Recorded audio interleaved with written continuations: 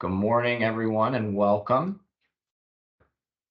So first of all, thank you everyone for coming to today's webinar. We had a very successful event a couple of weeks ago in the Midwest with a number of our clients centered around this topic.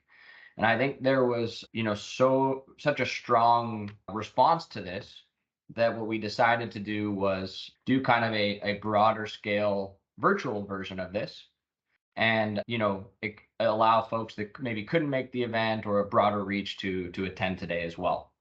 As kind of a quick introduction, my name is Gabe Keeler. For those of you that don't know me, I am a managing partner here at Evalueserve. Been in the organization now for 11 years, and I work with a number of clients across a variety of sectors that we have here in DA and also insights and advisory. Joining me today from our organization are two very sharp individuals. Swapnil Srivastava, who is our Executive Vice President of the Data and Analytics line of business. And then we have Rigvinath Chevala, who is our Executive Vice President and Chief Technology Officer. Both of these folks come with a strong background in data, analytics, technology, and of course, as a subset of that, our topic of interest today, which is artificial intelligence. Before I kick off with the discussion, I just want to also say a few kind of interesting facts about this audience that I think is important for today. When I saw the final registration list, I noticed that we had over 10 industries that were present here today. So manufacturing, freight and logistics, consumer goods, healthcare, oil and gas and energy, engineering services, consumer appliances, financial services, retail, education, professional services. So it's a very broad group, which is fantastic, and also multiple functions, right? It's obviously wonderful to see a large group of folks from joining across the globe. Now, I think the last thing I would say is, why does this matter for the conversation? The reality is AI and generative AI is changing how all businesses and functions work globally and at a dramatic pace and scale. And what we're seeing is, some businesses are already reaping tremendous value from this, and others are just getting started. It's really a spectrum. So we're going to explore this spectrum a little bit further today. And I hope that everybody comes away with some new learnings, ideas, and some inspiration to take forward.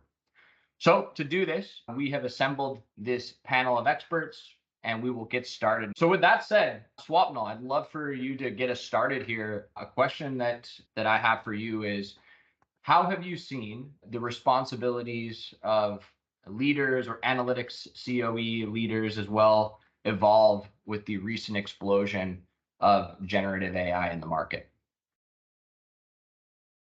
So, Gabe, the thing is that the data analytics industry is a very dynamic industry, right? It keeps evolving, and the definition of data and analytics also keeps expanding. In just the last 10 years, I've seen it move from, pure reporting to statistics and operations to machine learning to AI to Gen AI, and then in future it might be quantum machine learning or whatnot, right? So it changes a lot from a skill set, mindset, and tool set perspective, right? And because of that dynamic nature, it puts a lot of pressure on, any analytics organization. It could be a centralized model, it could be a federated model, any kind of model, right? It puts pressure from, 5 different perspectives or dimensions, right? One is strategy.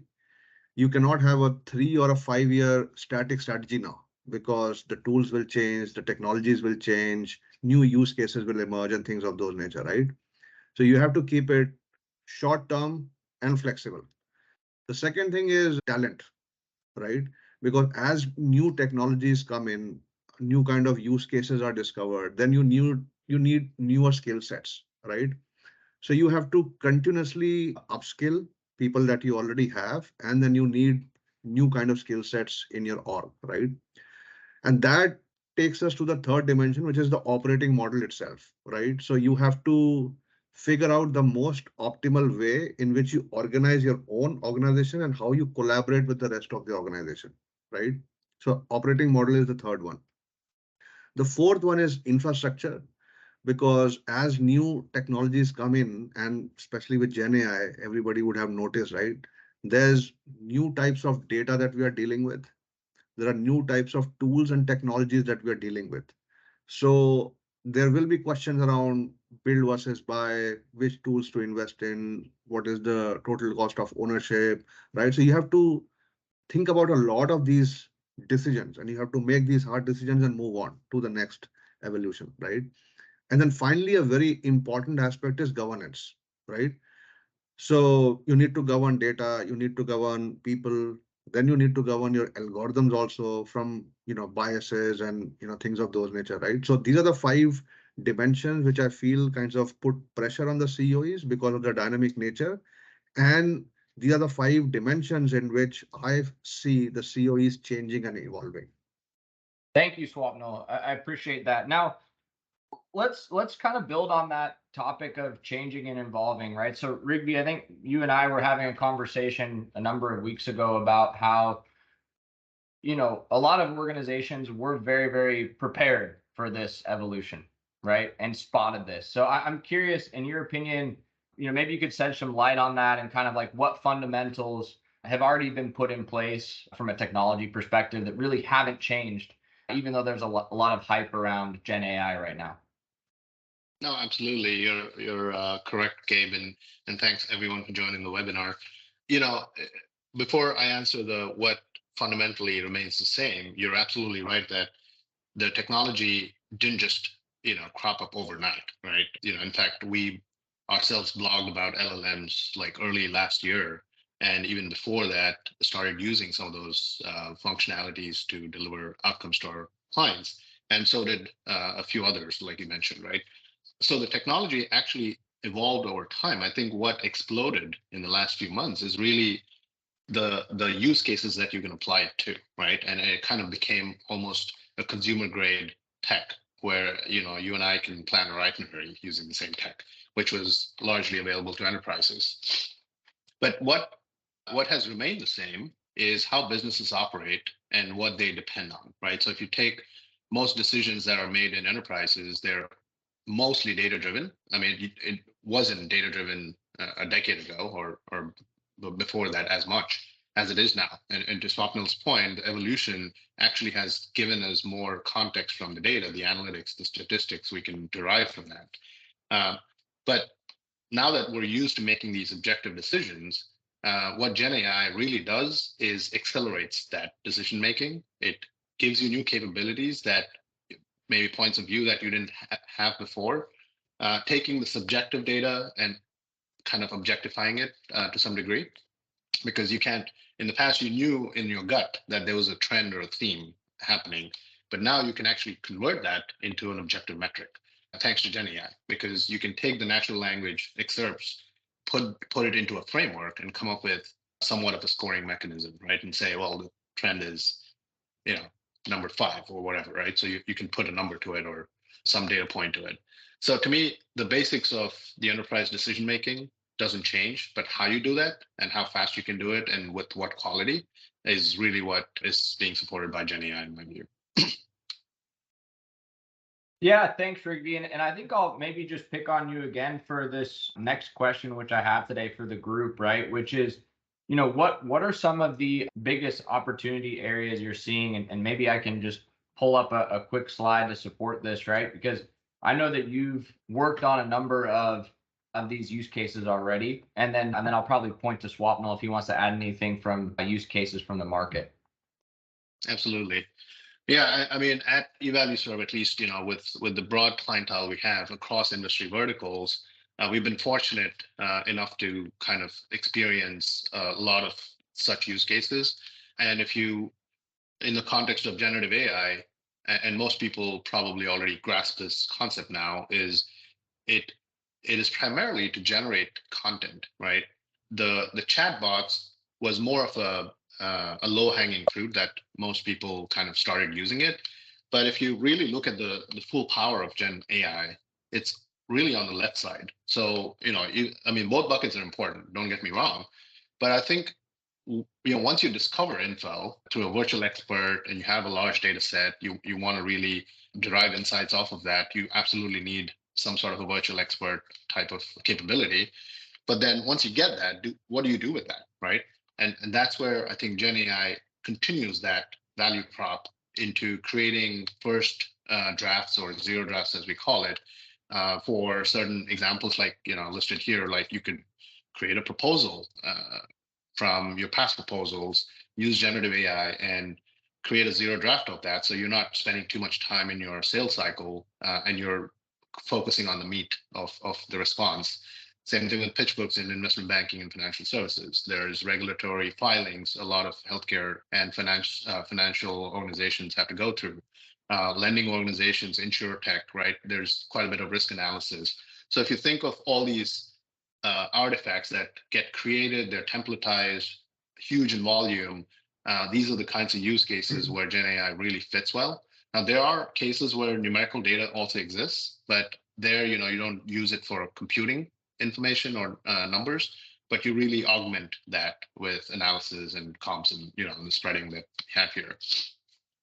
So at a high level, to me, there are tons of areas that you can apply this to, but then there should also be a framework around which ones you tackle first. And I think we've talked about a few frameworks ourselves with our clients to help them prioritize it. Yeah, thanks, Rigby. This is really, really helpful. And for the audience, this is kind of just what we're seeing on the screen is, kind of a perspective on some of the key use cases that we're seeing. Now, if I can pivot, Swapnil, and have you build on Rigby's comment there, I think what would be really interesting is if you could talk a little bit about how you've seen things in the market in terms of, how to get started and how to get that support and how to, build those ROI cases for some of these pieces. And then, of course, if you want to, connect the dots to any use cases that are being shown here or others that you've seen as kind of high frequency, high ROI, I think that would be very, very valuable for today's audience. Absolutely. Thanks, Gabe. So, I think from a starting perspective, what is most important is, you need to have a strategy, right? And classic definition of strategy, where to play and how to win. So when I'm speaking with my clients, most of them, are thinking about leveraging Gen AI either for productivity or for improving, operations, or for improving, customer experience, or, something on the risk management side, right? So these are the four broad buckets, right? So identifying the use cases and then spreading them out or kind of segmenting them into foundational, evolutionary, and revolutionary makes sense, right? So foundational use cases would be one, which could basically tackle lower ROI use cases, more geared towards productivity, right? Evolutionary use cases could be, higher ROI, and could basically tackle, use cases which helps you improve operations or customer experience or help you manage and mitigate risk better, right? And then revolutionary use cases could be something which are like game changer for your industry. It could help you disrupt, right? And then, gain a sustainable competitive edge, right? So I think figuring out those use cases and then kind of creating a roadmap out of that, is going to be important. The second aspect is, the second aspect of strategy is how to win, right? So you'll need to basically build that talent pool, either in-house or through the right set of partners to, execute on those use cases. And you'll of course need the right infrastructure, right? You'll need the right data in the right shape and form. Then you'll need the right tools and technologies, right? So there are a lot of those decisions. And I think for that, literacy also plays a very important role because this is a relatively new technology.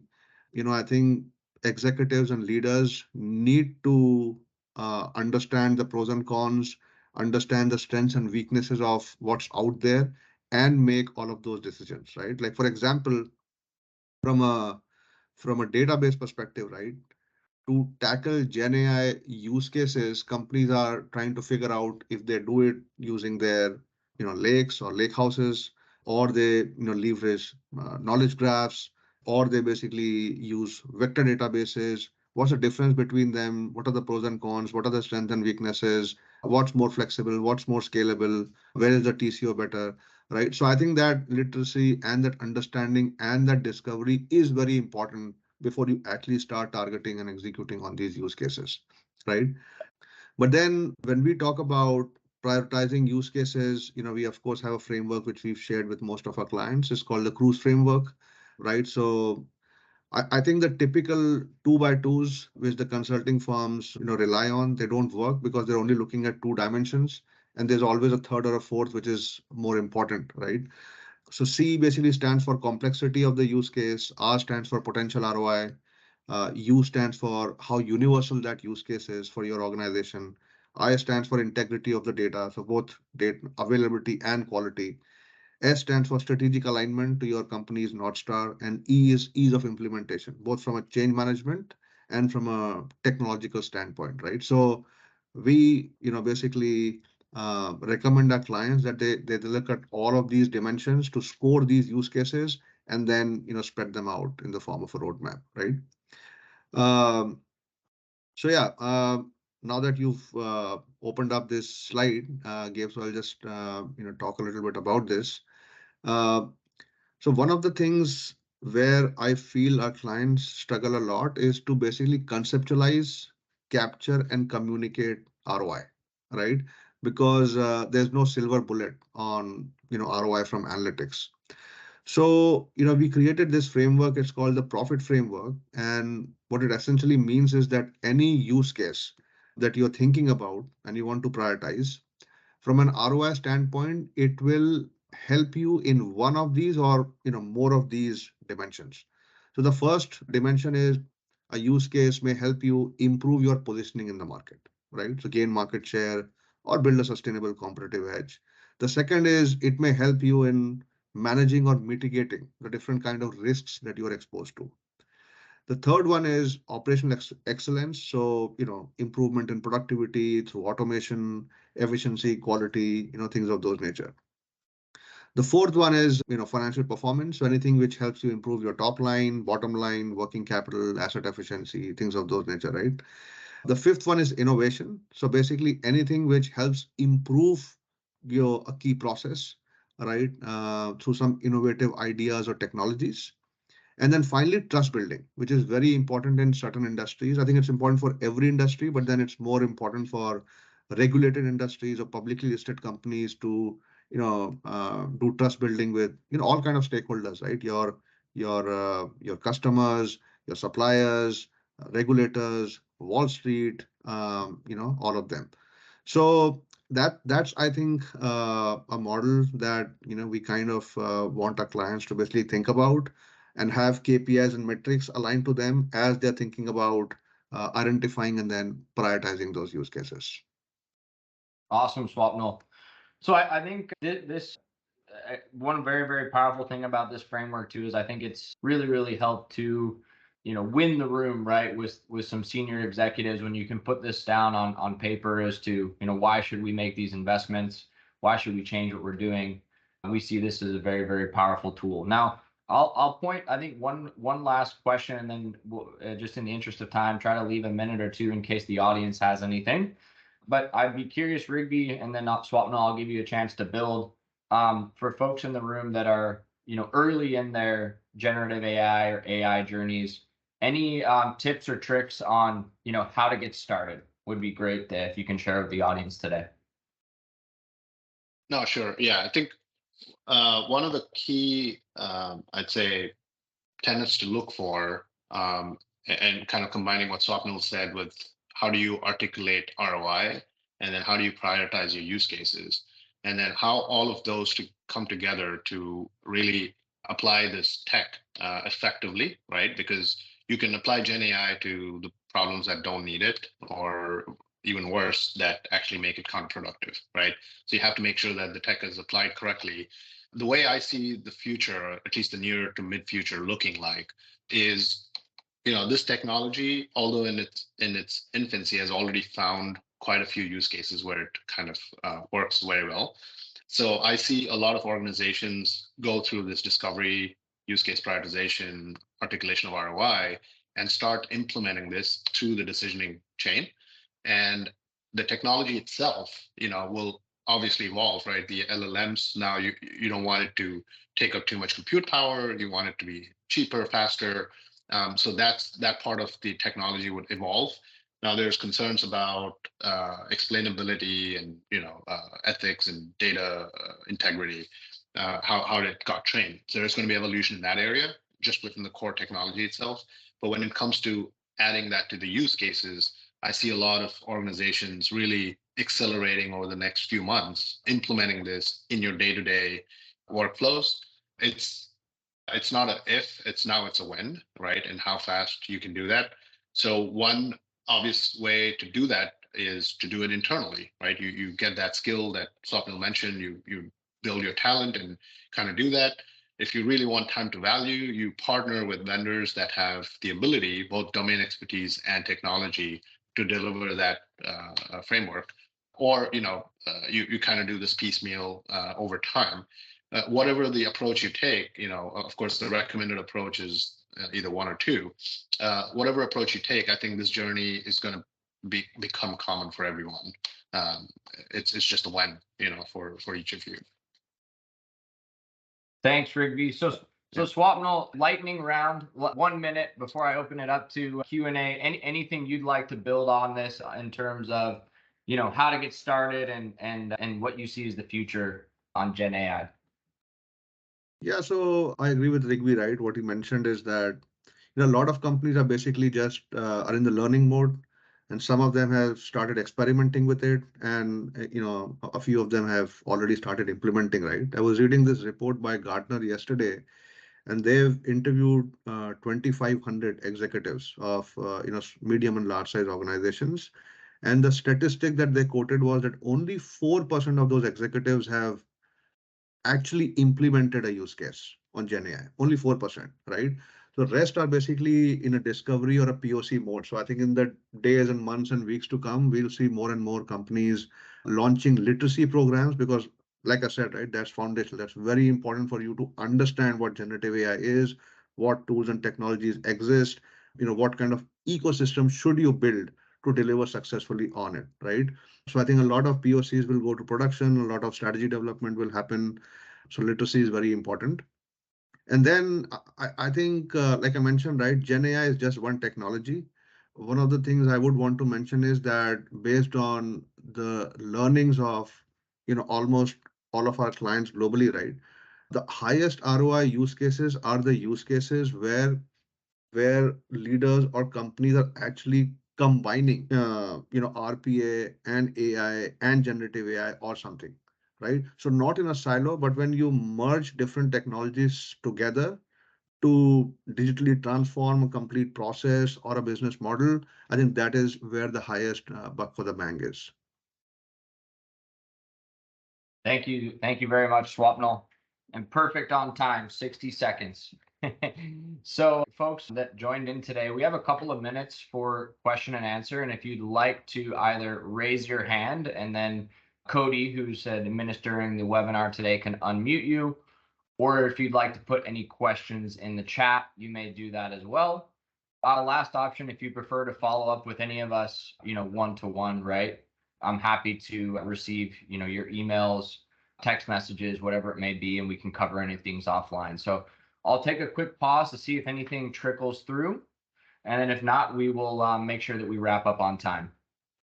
Okay, great. Well, again, in just kind of a closing comment, thank you very, very much for everybody for joining today. A lot of very, very good nuggets from everyone's, or from Rigvi and also Swapnil's comments.